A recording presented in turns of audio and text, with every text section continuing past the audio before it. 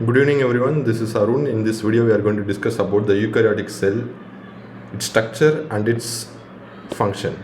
Okay, so when you take eukaryotic cell, we have an animal cell and a plant cell. So in this video we are going to focus on both animal cell and plant cell. We are going to discuss about its organelles and its functions. Okay, so here you can see the structure of the animal cell. The plant cell varies slightly because it has central vacuole and it has a cell wall. Okay, so this is the structure of the animal cell which you are seeing right here in the screen.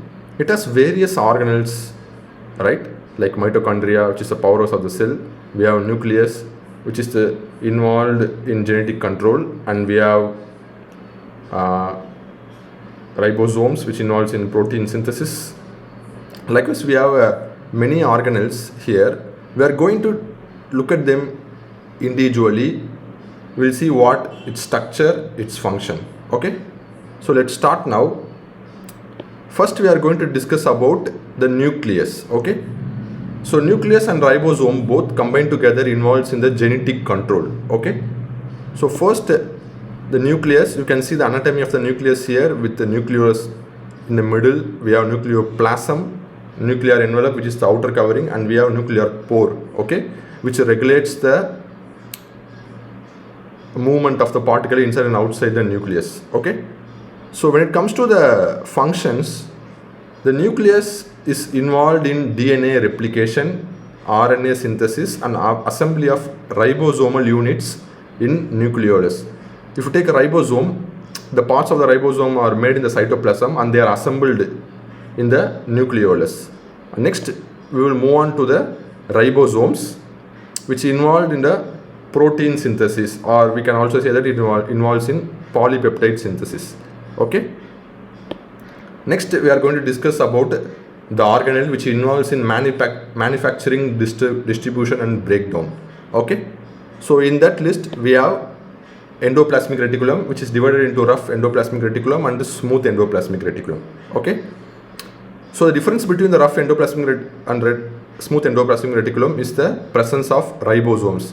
In rough endoplasmic reticulum, we have ribosomes studded, and in smooth endoplasmic reticulum, we don't have ribosomes. Okay.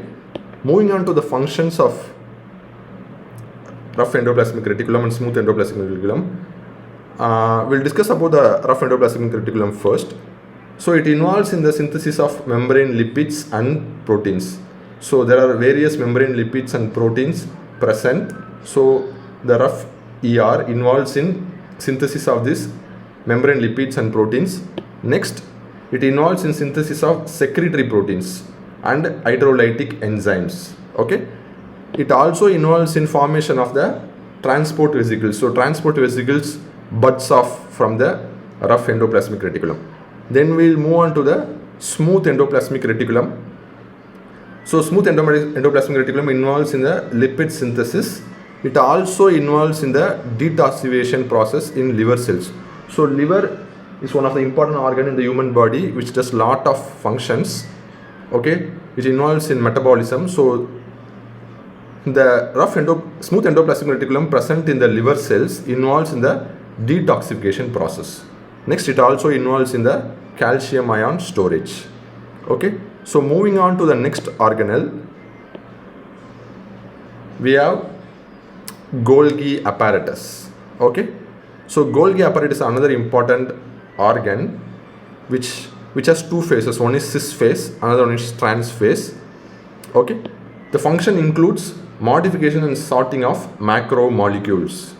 Okay, so various macromolecules are modified in this Golgi apparatus, and it is shipped also. It's shipped to various parts of the cell and other cells as well. Okay.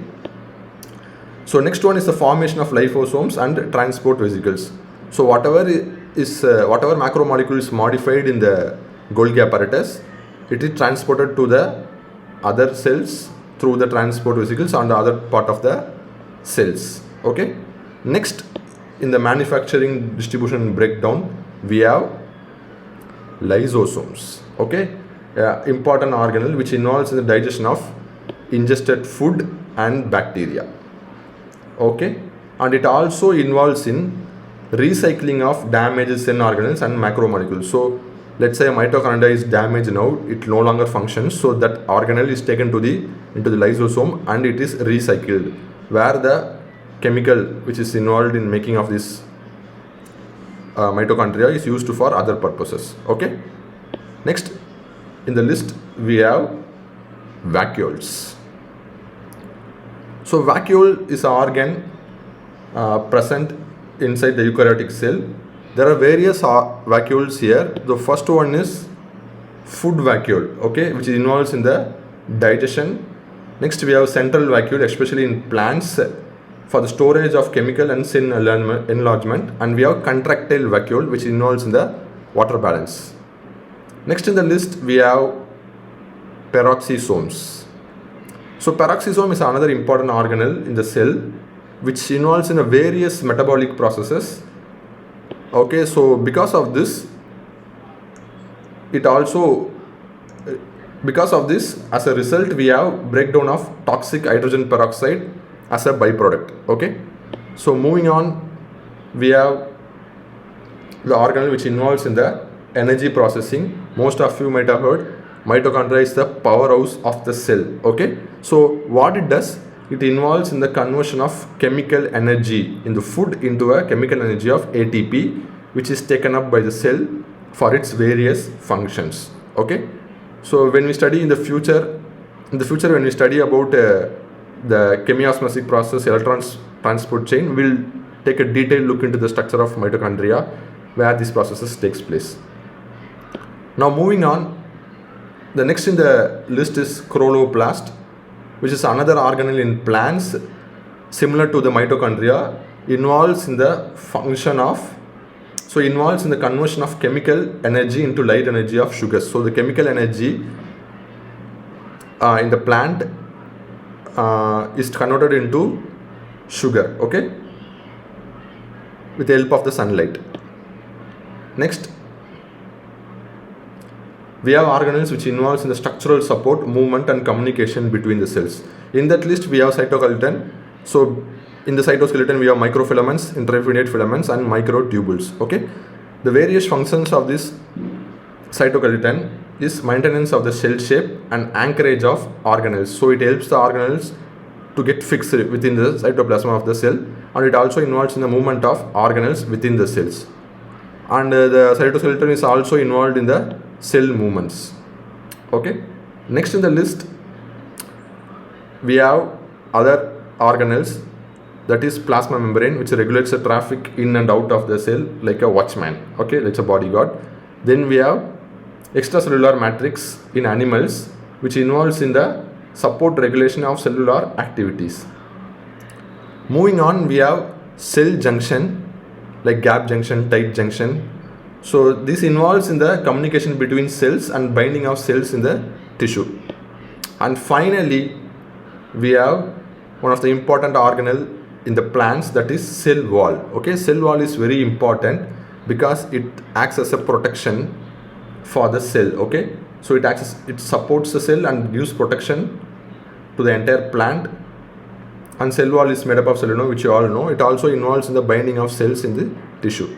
So that's it everyone. This is a very brief video about the various organelles in the eukaryotic cell and its function. In another video we'll discuss about each organelle in detail.